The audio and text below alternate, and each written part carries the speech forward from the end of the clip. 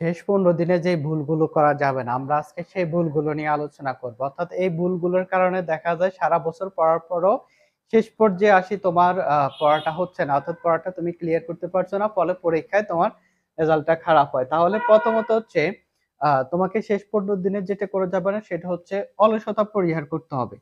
তোমার ১ নাম্বার হচ্ছে অলসতা পরিহার করতে হবে।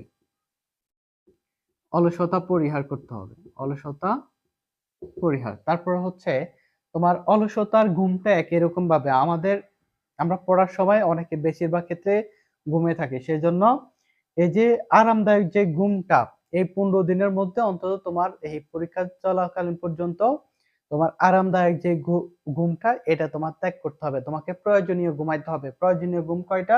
ঘুমটা হচ্ছে ৬ থেকে ৭ ঘন্টা। ঠিক আছে? এই প্রয়োজনীয় ঘুমটা তোমাকে ঘুমাইতে হবে। এর বেশি কিন্তু ঘুমানো যাবে না এখন। আর আরেকটা বিষয় খেয়াল রাখতে হবে, আমরা ৬ ঘন্টা ঘুমাই না, ৮ ঘন্টা ঘুমাই না, ৭ ঘন্টা ঘুমাই সেটার উপর কিন্তু নির্ভর করে না। নির্ভর করে কি আমাদের বাকি যে সময়টা আছে অর্থাৎ ২৪ ঘন্টার মধ্যে আমরা বাকি যে ১৫ ঘন্টা বা ১৬ ঘন্টা যে সময়টা আমরা ব্যবহার করি ওই সময়ের উপর আমাদের জীবনটা আমাদের পড়ালেখাটা নির্ভর করে। তাহলে দেখো তোমার ঘুমের সময়টা তুমি ঘুমাইবা। ঘুমের সময়টাতে তুমি ঘুমাইবা। যেটা পড়ার সময় ওই সময়টা তুমি ঘুমাইবা না। মনে করো সকাল ৬টা থেকে যে ৯টার সময়টা এই ৩ ঘন্টা বেশিরভাগ ক্ষেত্রে আমাদের দেখা যায় আমরা রাত জেগে এই ৩-৪ ঘন্টা সকালবেলা ঘুমাই। বা রাত ৩টা যারা ঘুমাও তারা এই সকাল ৬টা থেকে ৯টা পর্যন্ত ঘুমাও। তাদের এই জিনিসটা পরিহার করতে হবে। তোমার এই ৬ ঘন্টা ৭ ঘন্টা তোমাকে একটা রুটিনের মধ্যে আনতে হবে। বা ওই ঘুমের সময় ঘুমাইতে হবে তোমাকে রাত্রে ১১টা থেকে ৫টা এইটার মধ্যে ঘুমাও। ঠিক আছে? ১১টা থেকে ৫টা ৬ ঘন্টা এটে ঘুমাও। আমরা কি করি এই যে রাত ১১টার পরে অনেকে কি করে রাত ৩টা পর্যন্ত জাগে ওই সময় কিন্তু পড়া খুব বেশি মনে থাকে না। আমাদের যে ব্রেনের যে কার্যক্ষমতা এটা কিন্তু সারাদিন সমান থাকে না। সারাদিন রাত সমান থাকে না। যেমন ৬টা থেকে ১০টা পর্যন্ত সকাল বেলার দিকে এই সময়টা কিন্তু আমাদের ব্রেনটা একেবারে সতেজ থাকে। তাহলে এই সময়টা পড়লে দেখা যায় আমাদের মনোযোগটা অন্যদিকে যায় না। এর বাকি সময়টা কিন্তু আমরা পড়ায় ফোকাস করতে আমাদের খুব কষ্ট হয়ে যাবে। কষ্ট হয়ে যায়। সেজন্য আমাদেরকে অলসতা পরিহার করতে হবে এবং সময় অনুযায়ী পড়তে হবে। তারপর হচ্ছে কি টাইমটা মেইনটেইন করা। টাইম মেইনটেইন করা। সময় মতো পড়া বা যেটা হচ্ছে কি আমরা এটাকে ধরে নিতে বা সময় মতো পড়া। সময় মতো পড়া। অর্থাৎ সময়ে পড়া বা সময় মতো পড়া যেটা করব। তারপর হচ্ছে রুটিন না করাটা একটা ভুল। আমাদেরকে অবশ্যই একটা রুটিন করতে হবে। একটা রুটিন করতে হবে কি মনে করো আমাদের একদিনে এত ঘন্টা পড়া উচিত বা এতটুকু পড়া উচিত। মনে করো আমাদের অনেক বেশি পড়া যেহেতু এখন আছে আমরা কি করি রুটিন যদি না করি তাহলে দেখা যাবে আমরা রুটিনটা যদি না করি তাহলে কি হবে কোন একটা পড়া পড়তে বসলে আমাদের পড়া গ্যাপ হয়ে যায় অনেক সময়টা নষ্ট হয় ওই পড়াটা হয় না তাহলে রুটিন অনুযায়ী পড়তে হবে রুটিন অনুযায়ী পড়তে হবে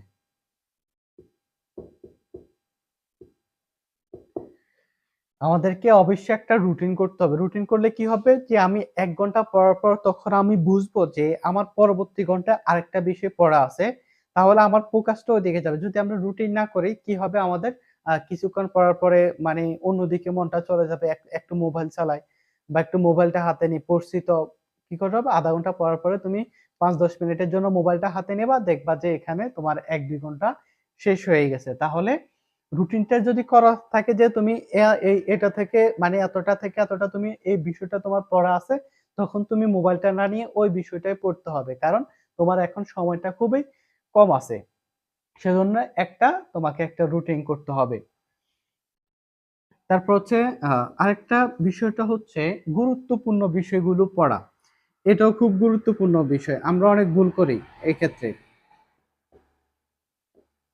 গুরুত্বপূর্ণ বিষয়টা পড়া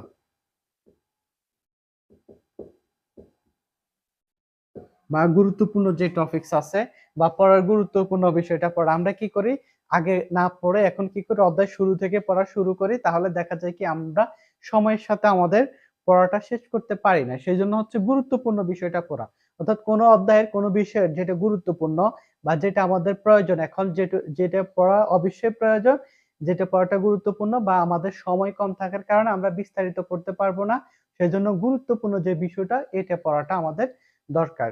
আমরা সবগুলো পড়ে এখন সময় নষ্ট করব না এবং সব বিষয়গুলো নিয়ে পড়ে এখন সময় নষ্ট করব না।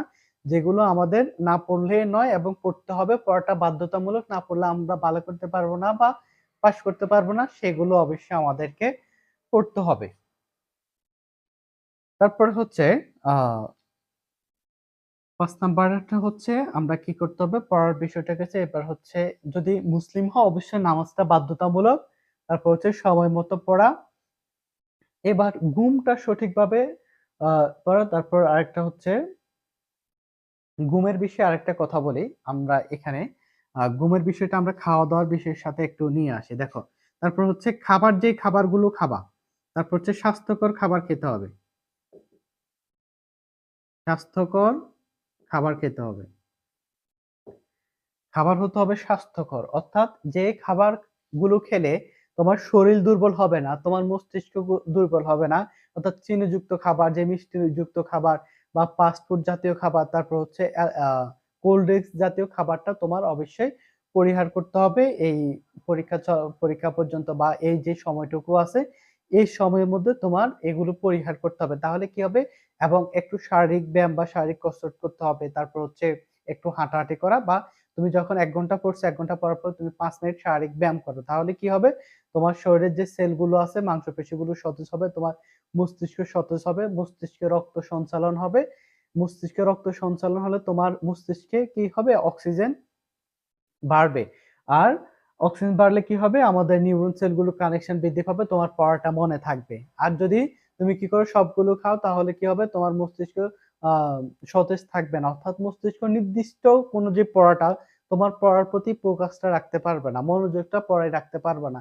যদি তুমি খাবারের প্রতি সচেতন না হও বা তোমার শরীরের প্রতি সচেতন না হও। আর আ এমন বিষয়গুলো করবা না যেগুলো তোমার শরীরের জন্য ক্ষতিকর। তোমার শরীরের মানসিক জন্য ক্ষতিকর বা স্বাস্থ্যের জন্য ক্ষতিকর। এইসব বিষয় থেকে তোমাকে দূরে থাকতে হবে। স্বাস্থ্যকর খাবার এটা খুবই গুরুত্বপূর্ণ। আমরা অনেকেই এটার প্রতি খুব বেশি অবহেলা করি বা স্বাস্থ্যে ঠিকমতো খাবার খাই না বা মেয়েদের ক্ষেত্রে এটা হচ্ছে বেশি খাবারের সময় খাবার খায় না বা সময় মতো খাবারটা খায় না। ফাস্ট ফুড বা আজে-বাজে খাবার খেয়ে থাকে। যার কারণে দেখা যায় পড়াটা মনে থাকে না বা পড়ায় ফোকাস থাকে না। বেশিরভাগ ক্ষেত্রে দেখা যায় যে মেয়েরা খুব বেশি পড়ে। মানে ছেলেদের তুলনায় মেয়েরা অনেক পড়ে। কিন্তু তাদের পড়াটা সে অনুযায়ী মনে থাকে না। কারণ হচ্ছে তাদের খাবারের ১ম যে সমস্যাটা হচ্ছে তাদের খাবারের সমস্যা। কারণ তারা ঠিকমতো খাবার খায় না। যা খায় আজে-বাজে খাবার খায়। এটা হচ্ছে তাদের সমস্যা। আর সবচেয়ে বড় বিষয়টা হচ্ছে তোমার কোনোভাবে সময়টা নষ্ট করা যাবে না। এই সময়টা তোমার জীবনের সবচেয়ে মূল্যবান সময়। কারণ তুমি এই ২ বছরে যা করছো না করছো সেটাই বিষয় না। যদি এই ১৫ দিনে তুমি পড়ে ভালোভাবে পড়াটা শেষ করতে পারো বা পরীক্ষায় ভালো করতে পারো, দেখা যাবে যে তোমার ২ বছর মনে করতে হবে যে তুমি ভালোভাবে পড়ছা। আর যদি সারা বছর পড়ে আসি বা ক্লাস 1 থেকে 10 পর্যন্ত পড়ে আসি, যদি দেখো এই ১৫-২০ দিনে পড়াটা শেষ করতে না পারো বা পরীক্ষা চলাকালীন ভালো করতে না পারো, তাহলে তোমার পুরো ছাত্র জীবনটাই বৃথা। সেজন্য অন্তত এই ১৫ দিন সকল কিছু ছেড়ে আ মোবাইলে অতিরিক্ত আরেকটা বিষয় সেটা গুরুত্বপূর্ণ, এটাই তো লিখি নাই। মোবাইল আসক্তি। ৬ নাম্বারে হচ্ছে মোবাইল ফোন ব্যবহার করা যাবে না আপাতত। মোবাইল ব্যবহার করা যাবে না। ঠিক আছে? মোবাইল ফোন ব্যবহার করা যাবে না। তোমরা কি করতে হবে? যদি ভালো না লাগে ২-৩ মিনিট ব্যায়াম করবা বা একটু হেঁটে আসবা। আমরা কি করি? ভালো না লাগলে ১০-১৫ মিনিট পড়ার পর ভালো না লাগলে কি করি? মোবাইলটা নিই। মোবাইলটা নিলে মেজাজটা কিছুক্ষণ ১ম এ ভালো থাকে। যখন ০.৫ ঘন্টা ১ ঘন্টা শেষ হয়ে যায় তখন কিন্তু আরেকটু বিরক্তিকর লাগে যে মোবাইল ধরে এত ঘন্টা সময়টা শেষ করে ফেললাম। মোবাইল চালালে কি হয়? আমাদের চোখও কিন্তু ক্লান্ত হয়। আমাদের চোখ আমাদের মস্তিষ্কটা ক্লান্ত হয় তখন তোমার কিন্তু পড়ার প্রতি আগ্রহটা থাকবে না। যদি তুমি পড়ার মাঝে মোবাইলটা চালাও, সেইজন্য চেষ্টা করবা যে আপাতত মোবাইলটা ব্যবহার না করার জন্য। যতটুকু সম্ভব তোমার বইতে থাকতে হবে, পড়ায় থাকতে হবে। আর যখন একেবারে ক্লান্ত হয়ে যাও, মোবাইল নিলে কি করবা? ওই বিষয়টা আ তোমার যে অনলাইনে ক্লাস আছে বা YouTube এ অনলাইনে তো ক্লাসের অভাব নাই। চেষ্টা করবা যে ওই বিষয়টা কোনো অনলাইনে ক্লাস করার। তাহলে যেন অন্তত তোমার আগ্রহটা থাকে।